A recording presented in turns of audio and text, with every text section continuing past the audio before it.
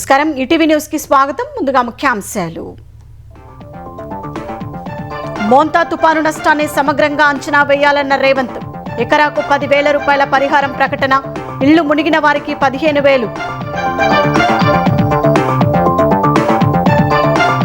వరంగల్లో ముంపునకు కారణమైన కబ్జాలపై ఉక్కుపాదం మోపాలన్న సీఎం. స్మార్ట్ సిటీ పనులపై దృష్టి పెట్టాలని అధికారులకు ఆదేశాలు.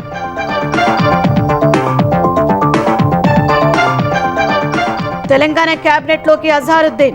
రాజ్భవన్ లో ప్రమాణం చేయించిన గవర్నర్. సుదర్శన్ రెడ్డి, ప్రేమ్ సాగర్ రావులకు నామినేటెడ్ పోస్టులు. ఏపీలో తుపాన్ బారిన పడిన పంటల రక్షణకు చర్యలు చేపట్టాలన్న చంద్రబాబు. 24 గంటల్లో పొలాల నుంచి నీటిని తోడెయ్యాలని దిశానిర్దేశం.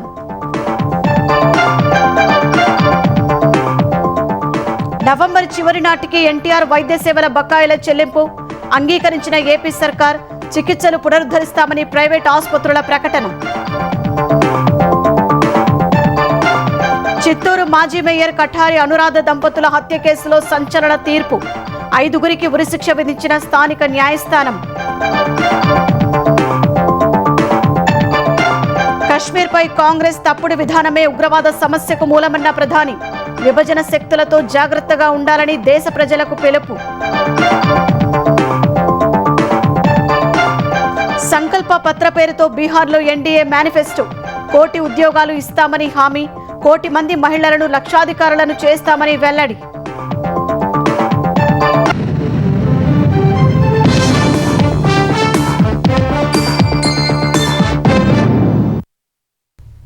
మోంతా తుపాను కారణంగా తెలంగాణలో జరిగిన నష్టాన్ని సమగ్రంగా అంచనా వేయాలని సీఎం రేవంత్ రెడ్డి అధికారులకు సూచించారు. కేంద్రం నుంచి వచ్చే ప్రతి రూపాయిని రాబట్టుకోవాలన్న సీఎం అలసత్వం వహించిన అధికారులపై చర్యలకు వెనుకాడబోమని హెచ్చరించారు. వరద నష్టంపై ఏరియల్ సర్వే నిర్వహించిన రేవంత్ రెడ్డి వరంగల్లోని వరద బాధిత ప్రాంతాల్లో పర్యటించి బాధితులకు భరోసా ఇచ్చారు. పంట నష్టానికి సంబంధించి ఎకరాకు 10,000 చొప్పున పరిహారం ఇస్తామని ప్రకటించారు. తెలంగాణలోని మొంతా తుపాను ప్రభావిత ప్రాంతాల్లో ముఖ్యమంత్రి రేవంత్ రెడ్డి ఏరియల్ సర్వే నిర్వహించారు. ఏకదాటి వానకు చిగురుటాకులా వణికిన హుస్నాబాద్ నియోజకవర్గంలో మంత్రి పొన్నం ప్రభాకర్ తో కలిసి విహంగ వీక్షణం ద్వారా నష్టాన్ని అంచనా వేశారు. అనంతరం హనుమకొండ ఆర్ట్స్ కళాశాలకు చేరుకున్న సీఎం వరంగల్లో ముంపు ప్రాంతాలను పరిశీలించారు. సమ్మయ్య నగర్, పోతన నగర్, కాపువాడలో దెబ్బతిన్న ఇళ్లు, రోడ్లను పరిశీలించి ముంపు వాసుల సమస్యలు తెలుసుకున్నారు. బాధితులు వినతి పత్రాలు అందించగా అండగా ఉంటానని భరోసా ఇచ్చారు. దెబ్బతిన్న నాలాలను పరిశీలించిన సీఎం మరమ్మతులు చేపట్టాలని అధికారులను ఆదేశించారు. అనంతరం హనుమకొండ కలెక్టరేట్ లో వరదలపై ఏర్పాటు చేసిన ఫోటో ప్రదర్శనను తిలకించారు. వరదలతో జరిగిన నష్టంపై అధికారులతో సమీక్షించారు. మొత్తం 12 జిల్లాల్లో పెద్ద ఎత్తున నష్టం జరిగిందన్న రేవంత్ రెడ్డి పంటలు, పశు సంపద, ప్రాణ నష్టం సహా దెబ్బతిన్న రోడ్లు, మౌలిక సదుపాయాల వివరాలను సమగ్రంగా సేకరించాలని కలెక్టర్లకు సూచించారు. వరదలతో ప్రాణ నష్టం జరిగిన కుటుంబాలకు ఆర్థిక సాయం అందిస్తామన్న సీఎం పంట నష్టానికి ఎకరాకు 10,000, ఇల్లు మునిగిన వారికి 15,000 చొప్పున పరిహారం ఇవ్వనున్నట్లు వెల్లడించారు. గుడిసెలు కోల్పోయిన పేదలకు నియోజకవర్గ కోటాతో సంబంధం లేకుండా ఇందిరమ్మ ఇళ్ల కేటాయింపుపై ఆలోచిస్తామని చెప్పారు. ప్రభుత్వం స్పష్టంగా కేంద్ర ప్రభుత్వం నుంచి రాబట్టుకోవాల్సిన ప్రతి రూపాయిని రాబట్టుకుంటుంది. మన దగ్గర నిధులు ఉన్నాయి, మనము ధనిక రాష్ట్రం అని చెప్పి కేంద్రం నుంచి తెచ్చుకోవాల్సిన నిధులను తెచ్చుకోకుండా ఈ రాష్ట్ర ప్రభుత్వం వదలదు. కాబట్టి ఎంత డ్యామేజ్ అయితే అంత కంప్లీట్గా అసెస్ చేయండి. బ్రిడ్జ్లు, అక్కడక్కడ లోకాజ్ వేలు, ఇప్పుడు చూస్తే 100 ఫీట్ రోడ్లే కొట్టుకొని పోయినాయి. సో మీరు టెంపరీ రిలీఫ్ల కోసమే లేకపోతే టెంపరీ రిస్టరేషన్ కోసం మీరు అసెస్మెంట్ చేయకండి. మీరు పర్మనెంట్ సొల్యూషన్ కూడా ఇందులో మీరు నివేదికలు సిద్ధం చేయండి. ఎంతైతే అంత వరంగల్ చుట్టూతో ఉన్న చెరువులన్నిటిని కూడా ఇది చేసుకొని ఇంటేక్ అవుట్ఫ్లోలు ఇన్ఫ్లోలను కూడా క్యాలిక్యులేట్ చేసుకొని ఎంత వస్తుంది ఏమవుతుంది అనేది కూడా మీకు ఒక అసెస్మెంట్ ఉండాలి. ఖచ్చితంగా అధికారులు కోఆర్డినేషన్ ఉండాల్సిందే. వరంగల్లో ముంపునకు కారణమైన నాలాలు, చెరువుల కబ్జాలపై ఉక్కుపాదం మోపాలని అధికారులకు సీఎం స్పష్టమైన ఆదేశాలిచ్చారు.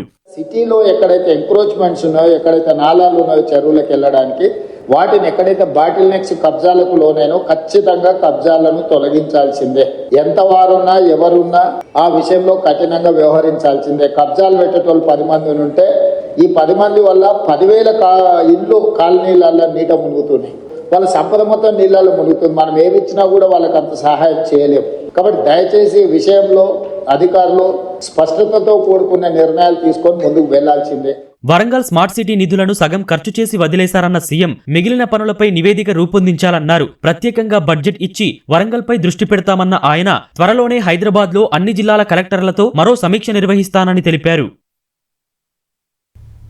తెలంగాణలో తుపాను బాధిత ప్రాంతాలు ఇప్పుడిప్పుడే తేరుకుంటున్నాయి. కాలనీలను చుట్టుముట్టిన వరద తగ్గుతుండగా సర్వం కోల్పోయిన బాధితులు ఆపన్న హస్తం కోసం ఎదురు చూస్తున్నారు. మరోవైపు ముంపులో చిక్కుకున్న పంటలు కోలుకునే పరిస్థితి లేదని రైతులు వాపోతున్నారు. కల్లాలు కొనుగోలు కేంద్రాల్లో తడిచిపోయిన ధాన్యాన్ని ప్రభుత్వం కొనుగోలు చేయాలని వేడుకుంటున్నారు.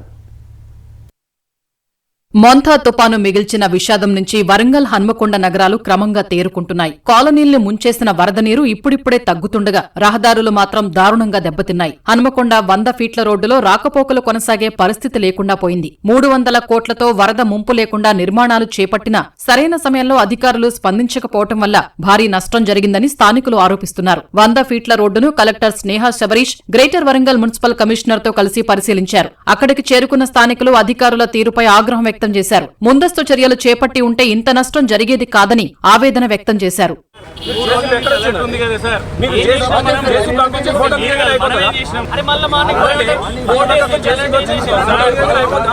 హనుమకొండ జిల్లాలో సమ్మయ్య నగర్ వాసుల వ్యధ వర్ణనాతీతంగా మారింది. వర్షాలకు నిత్యావసర సరుకులతో పాటు విద్యార్థుల పుస్తకాలు తడిసిపోయాయి. ప్రాణాలతో మాత్రమే ఉన్నామని తమను ప్రభుత్వం ఆదుకోవాలని వారు వేడుకుంటున్నారు. మరోవైపు తుపాను ప్రభావంతో జిల్లాలో వరి, పత్తి పంటలు తీవ్రంగా దెబ్బతిన్నాయి. పరకాల డివిజన్లో పలుచోట్ల వరి పంట నేలవాలింది. దామెర మండలం ఊరుగొండలో వరి పంట చాలా చోట్ల నేలవాలింది. పత్తి పంటల్లోకి నీరు చేరి రంగు మారి తీరని నష్టం కలిగించిందని రైతులు ఆవేదన వ్యక్తం చేస్తున్నారు.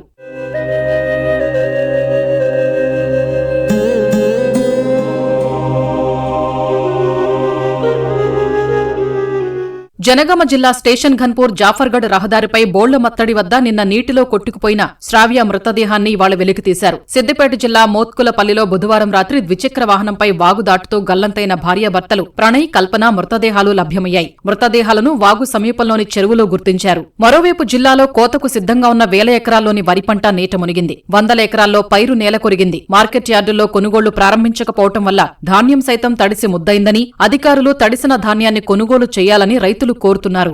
తుపాను కరీంనగర్ జిల్లా రైతులకు అపార నష్టాన్ని మిగిల్చింది. కోతకు వచ్చిన సమయంలోనే వేలాది ఎకరాల్లో వరి పంట పూర్తిగా నీటిపాలైంది. సైదాపూర్ మండలంలో వరిచేలలో ఇసుక మేటలు వేశాయి. వరి కోసే పరిస్థితి లేదని అన్నదాతలు ఆవేదన వ్యక్తం చేస్తున్నారు. నల్గొండ జిల్లాలోనూ పలు మండలాలు తుపాను మిగిల్చిన నష్టాలకు సాక్ష్యంగా నిలిచాయి. పత్తి, వరి తడిచి ముద్దైంది. 10 రోజుల్లో చేతికొచ్చే పంట నేలకు ఒరిగింది. పెట్టుబడి కూడా వచ్చే అవకాశం లేదని వరద ప్రభావిత జిల్లాల రైతులు కన్నీళ్లు పెడుతున్నారు. పత్తి 4 ఎకరాలు గడ్డి బీకి అయి చేస్తానే పత్తి పలుకుతానే ఆనలు అందుకున్నాయి.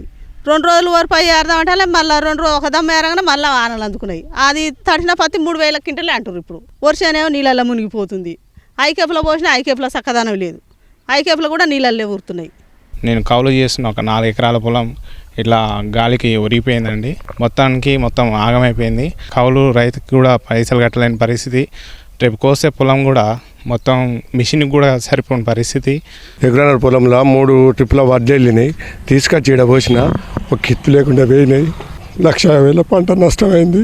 మీరు దయించి ఏమన్నా మాకు సాయం చేయాలి సార్. మాకు నష్టపరిహారం కింద మాకు పెట్టిన పెట్టుబడి మందం ఇచ్చేస్తే సరిపోదు సార్. మాకు లాభంలో ఏం వద్దు. కానీ హుస్నాబాద్ వ్యవసాయ మార్కెట్లో భారీ వర్షానికి ధాన్యం కొట్టుకుపోయి తీవ్రంగా నష్టపోయిన మహిళా రైతు తారవ్వతో కేంద్ర మంత్రి బండి సంజయ్ ఢిల్లీ నుంచి ఫోన్లో మాట్లాడారు. అన్ని విధాలా అండగా ఉంటామని భరోసా ఇచ్చారు. తక్షణ సాయంగా 50,000 ఆర్థిక సాయం అందించినట్లు బీజేపీ నాయకులు తెలిపారు. మోంతా తుపాను ప్రభావంతో ఏపీ వ్యాప్తంగా నీట మునిగిన పంట పొలాలను యుద్ధ ప్రాతిపదికన కాపాడాలని అధికారులను ముఖ్యమంత్రి చంద్రబాబు ఆదేశించారు. శాటిలైట్ చిత్రాల ఆధారంగా ఎక్కడెక్కడ పొలాలు నీట మునిగాయో గుర్తించి 24 గంటల్లో మొత్తం నీటిని మళ్లించాలని స్పష్టం చేశారు. తుపాను తదనంతర చర్యలపై ఉన్నతాధికారులతో చంద్రబాబు టెలికాన్ఫరెన్స్ నిర్వహించారు. శాస్త్రవేత్తల సూచనలు తీసుకుని నీట మునిగిన పంటల దిగుబడి తగ్గకుండా చర్యలు చేపట్టాలన్నారు. ఆస్తి నష్టంపై కేంద్రానికి ప్రాథమిక నివేదిక త్వరితగతిన సమర్పించాలని దిశానిర్దేశం చేశారు. క్షేత్రస్థాయిలో పరిశీలనకు కేంద్ర బృందాన్ని ఆహ్వానించాలన్నారు. తుపాను సాయంపై ప్రధాని నరేంద్ర మోదీతో తాను మాట్లాడతానని చంద్రబాబు తెలిపారు. తుపాను రక్షణ చర్యలో అత్యుత్తమంగా పనిచేసిన వారిని సన్మానించాలని అధికారులకు సీఎం నిర్దేశించారు. మోంతా తుపాన్ బారిన పడి నష్టపోయిన అందరికీ న్యాయం చేయాలని డిప్యూటీ సీఎం పవన్ కళ్యాణ్ కాకినాడ జిల్లా అధికారులను ఆదేశించారు. మంగళగిరిలోని తన క్యాంపు కార్యాలయం నుంచి కాకినాడ కలెక్టర్, జిల్లా స్థాయి అధికారులతో వీడియో కాన్ఫరెన్స్ నిర్వహించిన పవన్ పంటలు ఆస్తి నష్టం అంచనాలు పకడ్బందీగా రూపొందించాలని సూచించారు. నష్టపోయిన ప్రతి ఒక్కరికి ప్రభుత్వం నుంచి సాయం అందే విధంగా చూడాలన్నారు. పిఠాపురం నియోజకవర్గంలోని తీర ప్రాంత గ్రామాల్లో పారిశుద్ధ్యం, తాగునీటికి ఇబ్బంది లేకుండా చూడాలన్నారు. సముద్రానికి ఆనుకుని ఉన్న మత్స్యకార గ్రామాల్లో పరిస్థితులపై ఎప్పటికప్పుడు నివేదికలు పంపాలని ఆదేశించారు. పంట చేతికి వచ్చే సమయానికి తుపాను దెబ్బతీసినందున నష్టపోయిన ప్రతి రైతుకు ప్రభుత్వ పరిహారం అందాలన్నారు. ఉప్పాడ తీర ప్రాంతంలోని సుబ్బంపేట వద్ద ఏర్పాటు చేసిన తాత్కాలిక రక్షణ కూడా సముద్రపు కోతను నిలువరించగలిగిందన్న పవన్, మిగిలిన తీర ప్రాంత గ్రామాల్లో కూడా రాళ్ల కూడా నిర్మించే విధంగా చర్యలు తీసుకుంటామని తెలిపారు. శాశ్వత రక్షణ కూడా నిర్మించే వరకు ఇది తీర ప్రాంత గ్రామాలకు రక్షణనిస్తుందన్నారు. విపత్తు సమయంలో ఉన్న రెడ్ కార్పెట్లపై పరామర్శకు వెళ్లిన జగన్కు కూటమి ప్రభుత్వాన్ని విమర్శించే హక్కు లేదని మంత్రి గొట్టిపాటి రవికుమార్ మండిపడ్డారు. ముఖ్యమంత్రి చంద్రబాబు అనుభవం, సమర్థ నాయకత్వంతో తుపానును ఐక్యంగా ఎదుర్కొన్నామని ఆయన తెలిపారు. ప్రాణ నష్టం జరగకూడదన్న ఏకైక లక్ష్యంతోనే పనిచేశామన్న గొట్టిపాటి 1500 మంది సిబ్బందిని మోహరించి విద్యుత్ వ్యవస్థను పునరుద్ధరించామన్నారు. 24 గంటల్లోనే సాధారణ పరిస్థితులకు తెచ్చిన ఘనత కూటమి ప్రభుత్వానిదని పేర్కొన్నారు. చాలా పెద్ద ఎత్తున డ్యామేజ్ జరిగింది. 12,500 పోల్స్ పైన డ్యామేజ్ అయినాయి. అన్నిటిని కూడా కొత్త పోల్స్ రీప్లేస్ చేశాము. దాదాపు 2,900 కిలోమీటర్లు కండక్టర్ మొత్తం డ్యామేజ్ అయింది. అవన్నీ కూడా వేయటం జరిగిందనమాట. ట్రాన్స్ఫారాలు దాదాపు 2,500 నుంచి 3,000 ట్రాన్స్ఫారాలు దెబ్బతిన్నాయి. అన్నిటిని కూడా రీప్లేస్ చేశాం. సాధారణ స్థితికి 24 గంటల్లో తీసుకొచ్చిన ప్రభుత్వం ఏదైనా ఉందంటే అది కూటమి ప్రభుత్వం, చంద్రబాబు గారి నాయకత్వంలో ఇవన్నీ కూడా చేయడం జరిగింది. జగన్ ఎప్పుడు కూడా ఏ అవకాశం వచ్చిద్దా, ఏది సింపతి పొందాం అనే ప్రయత్నంలో ఉన్నాడు. ఎందుకంటే అధికారం ఇచ్చినప్పుడు ఏమన్నా ప్యాలెస్లో నుంచి బయటికి రాలా, అధికారం లేనప్పుడు ఏమన్నా ఏదో ఒక బండ్ వేయాలి, ప్రభుత్వానికి మేనా నిందేయాలనే కార్యక్రమం తప్పక వేరే ఆలోచన జగన్మోహన్ రెడ్డికి లేదు, జగన్మోహన్ పార్టీకి ఎప్పుడూ లేదు. ఆంధ్రప్రదేశ్లో తుపాను ప్రభావంతో పంటలను కూటమి నేతలు పరిశీలించి రైతులను అన్ని విధాలుగా ఆదుకుంటామని భరోసా ఇస్తున్నారు. కోనసీమ జిల్లా కొత్తపేట నియోజకవర్గంలో పెద్ద ఎత్తున వరి, ఉద్యాన పంటలు దెబ్బతిన్నాయని ఎమ్మెల్యే బండారు సత్యానందరావు తెలిపారు. తుపానుతో నష్టపోయిన అరటి తోటను ఆయన పరిశీలించి రైతులను అడిగి వివరాలు తెలుసుకున్నారు. పంట నష్టాన్ని అంచనా వేసి ఆర్థికంగా ఆదుకుంటామని అన్నదాతలకు భరోసా ఇచ్చారు. బాపట్ల జిల్లా వేమూరు నియోజకవర్గం కొల్లూరు, భట్టిప్రోలు మండలాల్లో ఎమ్మెల్యే నక్క ఆనందబాబు పర్యటించి తుపాను ధాటికి దెబ్బతిన్న ఉద్యాన పంటలను పరిశీలించారు. పంట నష్టం గురించి రైతుల్ని అడిగి తెలుసుకున్నారు. వరుస ప్రకృతి విపత్తులతో నిండా మునిగామని రైతులు ఎమ్మెల్యే దృష్టికి తీసుకెళ్లారు. పంట నష్టం అంచనా వేసి పరిహారం చెల్లిస్తామన్న ఆయన అన్నదాతలను ఆదుకుంటామని భరోసా ఇచ్చారు. కొల్లూరు మండలం లంక గ్రామాల్లో గత నెలలో వచ్చినటువంటి వరదల వల్ల 3 వంతులు పసుపు గాని, కంద గాని, అదేవిధంగా అరటి గాని ఆ రోజు దెబ్బతిన్నారు రైతులు. నెల తిరగకుండా ఈ తుఫాన్ దాటికి మిగిలిన అరటి తోటలు, కంద, పసుపు తోటలన్నీ కూడా పూర్తిగా ధ్వంసమైపోయిన పరిస్థితులు స్పష్టంగా కనపడతా ఉంది. 1,00,000 ఎకరాలు వరి సాగులో ఉంది. అవి కూడా దాదాపు 50% దగ్గర నష్టపోవడం జరిగింది.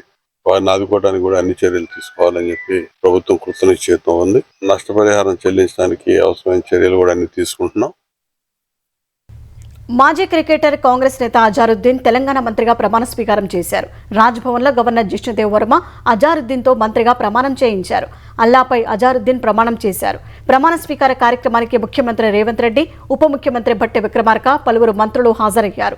మంత్రిగా ప్రమాణం చేసిన అనంతరం సీఎం రేవంత్ రెడ్డికి అజారుద్దీన్ కృతజ్ఞతలు తెలిపారు. అజారుద్దీన్కు సహచర మంత్రులు, కాంగ్రెస్ నేతలు అభినందనలు తెలిపారు. అనంతరం నక్లెస్ రోడ్డులో ఉన్న ఇందిరాగాంధీ విగ్రహం వద్ద నివాళులు అర్పించిన అజారుద్దీన్ తనకు ఇచ్చిన బాధ్యతలను సమర్థంగా నిర్వహించేందుకు ప్రయత్నిస్తానని చెప్పారు. బీఆర్ఎస్, బీజేపీ నేతలు చేస్తున్న విమర్శలను తేలిగ్గా తీసుకున్న ఆయన తాను విమర్శలు ఎదుర్కోవడం కొత్తేమీ కాదన్నారు. मैं बहुत खुश हूँ कि मैं अभी से क्रिटिसिज्म नहीं फेस कर रहा हूँ. मैं जब से खेलना स्टार्ट किया, जब से क्रिटिसिज्म मैं फेस कर रहा हूँ, तो मुझे इतना इसका ज़्यादा फ़र्क नहीं पड़ता. मेरा काम है, साथ में काम करना है. उन लोगों का काम है क्रिटिसाइज़ करना है. वो क्रिटिसाइज़ करते हैं, उसके बारे में मैं ज़्यादा बोलूँगा नहीं, क्योंकि ज़्यादा बोलूँगा तो उनको ही ज़्यादा और पब्लिसिटी मिलेगी. అజారుద్దీన్ ప్రమాణ స్వీకారం ముగిసిన వెంటనే కేబినెట్లో చోటు ఆశిస్తున్న సీనియర్ నేతలు సుదర్శన్ రెడ్డి, ప్రేమసాగర్ రావులకు నామినేటెడ్ పోస్టులు ఇస్తూ తెలంగాణ ప్రభుత్వం ఉత్తర్వులు జారీ చేసింది. బోధన్ ఎమ్మెల్యే సుదర్శన్ రెడ్డికి కేబినెట్ హోదాతో ప్రభుత్వ సలహాదారుగా నియమించింది. ప్రతిష్టాత్మక సంక్షేమ, అభివృద్ధి పథకాల అమలుపై సుదర్శన్ రెడ్డి ప్రభుత్వానికి సలహాలు ఇవ్వాల్సి ఉంటుందని తెలిపింది. ఫ్లాగ్షిప్ పథకాల అమలుపై కలెక్టర్లు, కార్యదర్శులతో సమీక్షించే అధికారాన్ని సుదర్శన్ రెడ్డికి ఇచ్చిన సర్కార్ కేబినెట్ సమావేశాలకు ప్రత్యేక ఆహ్వానితుడిగా పేర్కొంది. ఇక ప్రేమ్సాగర్ రావును పౌర సరఫరాల సంస్థ చైర్మన్ గా నియమిస్తూ ప్రభుత్వం ఉత్తర్వులు ఇచ్చింది. ఈ ఇద్దరు కేబినెట్లో చోటు ఆశిస్తున్న వేళ నియామక పదవులు ఇచ్చిన సర్కార్ ఇంకా మంత్రివర్గంలో ఉన్న 2 ఖాళీలు ఎవరితో భర్తీ చేస్తారనే అంశంపై ఉత్కంఠ నెలకొంది. కశ్మీర్ మొత్తాన్ని భారత్లో విలీనం చేయాలన్న సర్దార్ పటేల్ ఆకాంక్షను జవహర్లాల్ నెహ్రూ అంగీకరించలేదని ప్రధాని నరేంద్ర మోదీ ఆరోపించారు. చరిత్ర రాయడంలో సమయం వృధా చేయకుండా దాన్ని సృష్టించడానికి అలుపెరగని కృషి చేయాలని సర్దార్ పటేల్ విశ్వసించారని మోదీ పేర్కొన్నారు. కశ్మీర్ విషయంలో కాంగ్రెస్ తప్పుడు విధానం కారణంగా ఇప్పటికే ఉగ్రవాద సమస్య వెంటాడుతోందని మండిపడ్డారు. విభజన శక్తుల పట్ల ప్రజలు అప్రమత్తంగా ఉండాలని ఐక్యతా దినోత్సవంలో పిలుపునిచ్చారు. సర్దార్ వల్లభాయ్ పటేల్ 150వ జయంతి సందర్భంగా జాతీయ ఐక్యతా దినోత్సవాన్ని దేశమంతటా ఘనంగా నిర్వహించారు. గుజరాత్ కివాడియాలో జరిగిన ఏక్తా దివస్ లో పాల్గొన్న ప్రధాని మోదీ సర్దార్ పటేల్ 597 అడుగుల విగ్రహం వద్ద పుష్పాలు, నీటిని సమర్పించి నివాళులర్పించారు. ఈ సమయంలో సైన్యం హెలికాప్టర్ల ద్వారా పూల వర్షం కురిపించింది. గణతంత్ర వేడుకల మాదిరిగా మూవింగ్ పరేడ్ నిర్వహించారు. సైన్యం, సిఏపిఎఫ్, వివిధ రాష్ట్రాల పోలీస్ బృందాలు ఇందులో పాల్గొన్నాయి. ఆపరేషన్ సింధూర్ సహా నక్సల్ వ్యతిరేక కార్యకలాపాలు, జమ్మూ కశ్మీర్లో ఉగ్ర నిరోధక చర్యల్లో అసాధారణ ధైర్య సాహసాలు ప్రదర్శించిన శౌర్యచక్ర గ్రహీతలు కూడా ఇందులో పాల్గొన్నారు. కవాతులో భాగంగా ప్రధాని మోదీకి గుజరాత్ కేడర్ ఐపీఎస్ అధికారిని సిమ్రన్ భరద్వాజ్ నేతృత్వంలోని బలగాలు గౌరవ వందనం సమర్పించాయి. ఈ సందర్భంగా సైనికా దళాలు పౌరులతో ప్రధాని ఐక్యతా ప్రతిజ్ఞ చేయించారు. అనంతరం జాతినుద్దేశించి ప్రసంగించిన ప్రధాని మోదీ దేశాన్ని ఐక్యం చేసిన సర్దార్ పటేల్ స్ఫూర్తితో భారతీయులంతా ఐక్యంగా ఉంటూ విభజన శక్తులకు దూరంగా ఉండాలని సూచించారు. దేశ సమగ్రతకు ముప్పుగా పరిగణించిన నక్సలిజాన్ని అంతం చేస్తున్నామని వివరించారు. ప్రస్తుతం దేశం చొరబాటుదారుల నుంచి తీవ్ర ముప్పు ఎదుర్కొంటోందన్న మోదీ వారు దేశంలో ప్రవేశించి వనరులను దుర్వినియోగం చేస్తున్నారని దుయ్యబట్టారు. గత ప్రభుత్వాలు ఈ సమస్యను విస్మరించి ఓటు బ్యాంకు రాజకీయాల కోసం జాతీయ భద్రతతో రాజీ పడ్డారని విమర్శించారు. बहुत से लोगों को पता नहीं होगा सरदार साहब चाहते थे जैसे उन्होंने बाकी रियासतों का विलय किया वैसे ही पूरे कश्मीर का विलय हो, लेकिन नेहरू जी ने उनकी वो इच्छा पूरी नहीं होने दी। कश्मीर को अलग संविधान, अलग निशान से बांट दिया गया। कश्मीर पर कांग्रेस ने जो गलती की थी उसकी आग में देश दशकों तक जलता रहा। कांग्रेस की लचर नीतियों के कारण कश्मीर का एक हिस्सा पाकिस्तान के अवैध कब्जे में चला गया। पाकिस्तान ने आतंकवाद को हवा दी, फिर भी कांग्रेस हमेशा आतंकवाद के आगे नतमस्तक रही। కాంగ్రెస్ పార్టీ ఆంగ్లేయుల నుంచి బానిస మనస్తత్వాన్ని వారసత్వంగా తెచ్చుకున్నందున మోదీ ప్రస్తుతం ఆ తరహా ధోరణిని పూర్తిగా రూపుమాపుతున్నట్లు పేర్కొన్నారు. దేశ ఐక్యతను బలహీనపరిచే చర్యలను ఉపేక్షించవద్దని ప్రజలకు పిలుపునిచ్చారు. ऑपरेशन सिंदूर के बाद विदेशों में गए हमारे सर्वदलीय प्रतिनिधि मंडल में भी हमने एकता की इस झलक को देखी है। राजनीति हितों के लिए देश की एकता पर प्रहार की सोच ये गुलामी की मानसिकता का हिस्सा है। कांग्रेस ने अंग्रेजों से केवल पार्टी और सत्ता ही नहीं पाई, गुलामी की मानसिकता को भी आत्मसात कर लिया था। ఐక్యతా దినోత్సవం సందర్భంగా కెవాడియాలో నిర్వహించిన ప్రదర్శనలు, సాంస్కృతిక కార్యక్రమాలు వీక్షకులను ఆకట్టుకున్నాయి. వివిధ రాష్ట్రాల సాంస్కృతిక, చారిత్రక వారసత్వాన్ని చాటేలా శకటాల ప్రదర్శన అద్భుతంగా సాగింది. అసోం పోలీసుల మోటార్ సైకిల్ డేర్ డెవిల్ ప్రదర్శన ఔరా అనిపించింది. ఏక్తా దివస్ ను పురస్కరించుకుని దేశవ్యాప్తంగా వివిధ విభాగాల్లో అసాధారణ ప్రతిభ కనబరిచిన 1466 మంది పోలీసులకు కేంద్ర హోంశాఖ అత్యుత్తమ పురస్కారాలు ప్రకటించింది. ఇందులో పహల్గాం ఉగ్రవాదుల ఏరివేత ఆపరేషన్లో పాల్గొన్న 40 మంది జమ్మూ కాశ్మీర్ పోలీసులు, సిఆర్పీఎఫ్ సిబ్బంది ఉన్నారు. వివిధ రాష్ట్రాలు, కేంద్రపాలిత ప్రాంతాల్లోని పోలీసులు సహా కేంద్ర బలగాలను కేంద్రీయ గృహమంత్రి దక్షతా పథక్ 2025కు ఎంపిక చేసినట్టు హోంశాఖ తెలిపింది.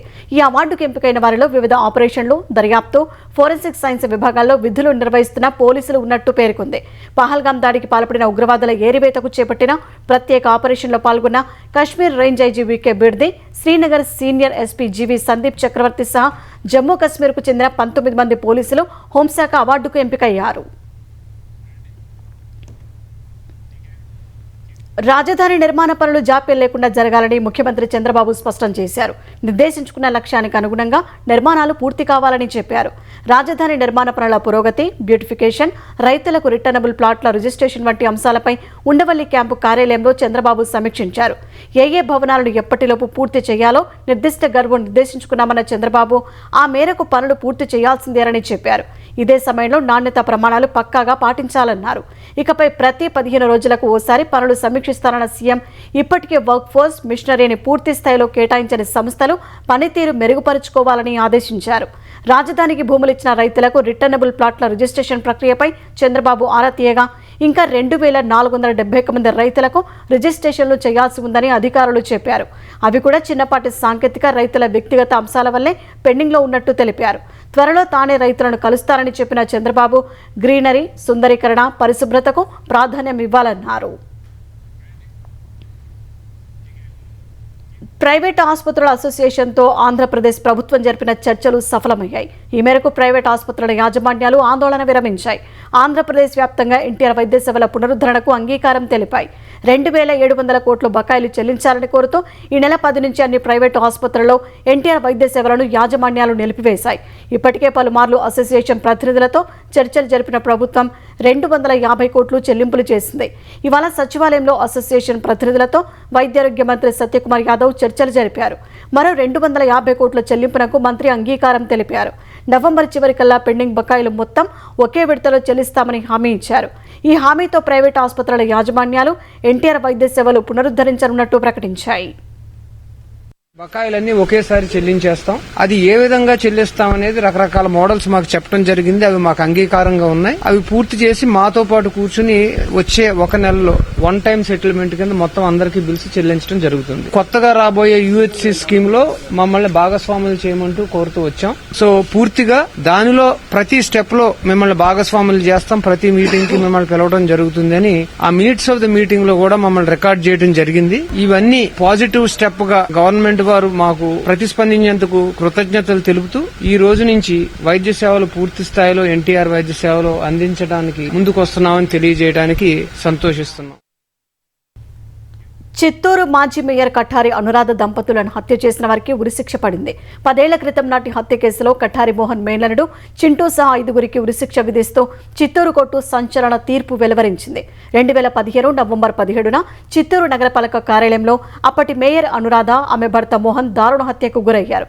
అప్పట్లో టీడీపీ చిత్తూరు జిల్లా ఉపాధ్యక్షుడిగా ఉన్న కఠారి మోహన్తో ఆయన మేనలుడు శ్రీరామ్ చంద్రశేఖర్ అలియాస్ చింటూకు వ్యక్తిగత, ఆర్థిక, రాజకీయ విభేదాలు తలెత్తాయి. ఈ నేపథ్యంలో మేయర్గా ఉన్న అనురాధ మేనమామ మోహన్ అడ్డు తొలగించుకునేందుకు చింటూ 2015 నవంబర్ 17న నలుగురితో కలిసి బురఖాలు ధరించి తుపాకులు, కత్తులతో చిత్తూరు నగరపాలక సంస్థ కార్యాలయంలోకి ప్రవేశించారు. అనురాధను తుపాకీతో కాల్చి చంపారు. పక్క గదిలో ఉన్న మోహన్ను కత్తులతో నరికారు. ఈ కేసుకు సంబంధించి 23 మందిపై పోలీసులు కేసు నమోదు చేయగా 10 ఏళ్ల పాటు విచారణ కొనసాగింది. 57 మంది సాక్షులను కోర్టు విచారించింది. విచారణ దశలోనే ఒకరు మృతి చెందగా మరొకరిని న్యాయస్థానం కేసు నుంచి తొలగించింది. ఈ నెల 24న 16 మందిపై కేసు కొట్టేసింది. A1 Chandrashekar alias Chintu, A2 Venkata Chalapathi, A3 Jayaprakash Reddy, A4 Manjunath, A5 Venkatesh పై అభియోగాలు రుజువు కాగా వారికి కోర్టు ఉరిశిక్ష ఖరారు చేసింది. తెలంగాణలోని వేర్వేరు మున్సిపాలిటీల అభివృద్ధి పనులకు ప్రభుత్వం 740 కోట్ల రూపాయలు మంజూరు చేసింది. వివిధ కార్యక్రమాల కోసం ఈ మొత్తాన్ని విడుదల చేస్తున్నట్టు పురపాలక శాఖ ఉత్తర్వులు జారీ చేసింది. అటు ప్రభుత్వ ఉద్యోగుల బకాయిలు సహా పంచాయతీరాజ్, R&B శాఖల పెండింగ్ బిల్లుల చెల్లింపుల కోసం 1031 కోట్ల రూపాయలను ఆర్థిక శాఖ విడుదల చేసింది. ప్రభుత్వ ఉద్యోగుల బకాయిలో ప్రతి నెల కొంత మొత్తం విడుదల చేస్తామన్న హామీ మేరకు అక్టోబర్ నెలకు సంబంధించి 712 కోట్ల రూపాయలు విడుదల చేసింది. పంచాయతీరాజ్, R&B శాఖలకు చెందిన 10 లక్షల రూపాయల బిల్లులు చెల్లించేందుకు 320 కోట్ల రూపాయలు క్లియర్ చేసింది. పంచాయతీరాజ్ శాఖలో 43,364 బిల్లులకు సంబంధించిన 225 కోట్ల రూపాయలు, R&Bలో 3,610 బిల్లులకు చెందిన 95 కోట్ల రూపాయలను ఆర్థిక శాఖ విడుదల చేసింది.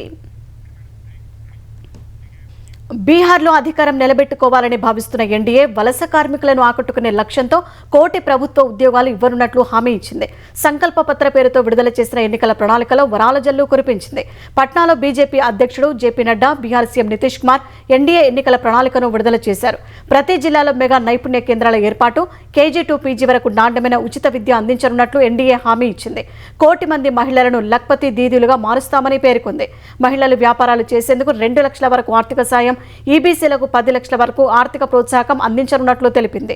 బీహార్లో సామాజిక ఆర్థిక పరిస్థితులను అంచనా వేసేందుకు సుప్రీంకోర్టు విశ్రాంత న్యాయమూర్తి నేతృత్వంలో ఉన్నత స్థాయి కమిటీ ఏర్పాటు చేయనున్నట్లు వెల్లడించింది. కర్పూరి ఠాకూర్ కిసాన్ సమ్మాన్ నిధి కింద ప్రతి రైతుకు ఏడాదికి 9,000 పెట్టుబడి సాయాన్ని 3 విడతల్లో అందించనున్నట్లు ఎన్డీఏ హామీ ఇచ్చింది. బీహార్లో 7 ఎక్స్ప్రెస్ వేలు, 4 నగరాల్లో మెట్రో రైలు సేవలు, 5 ఏళ్లలో 50 లక్షల కోట్ల పెట్టుబడులను ఆకర్షించేలా పారిశ్రామిక పార్కులు ఏర్పాటు చేయనున్నట్లు వివరించింది. ప్రతి జిల్లాలో తయారీ యూనిట్లు, మెడికల్ కాలేజీల ఏర్పాటు చేయనున్నట్లు ప్రకటించింది.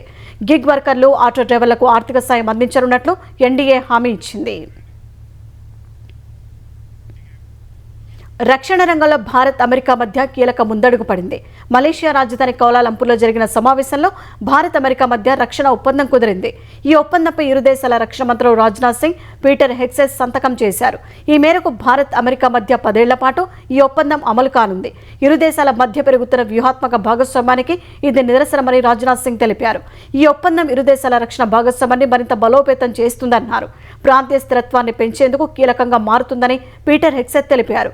భారత్, అమెరికా మధ్య రక్షణ సంబంధాలు ఎప్పుడూ లేనంత బలంగా ఉన్నాయని ఆయన అభిప్రాయపడ్డారు.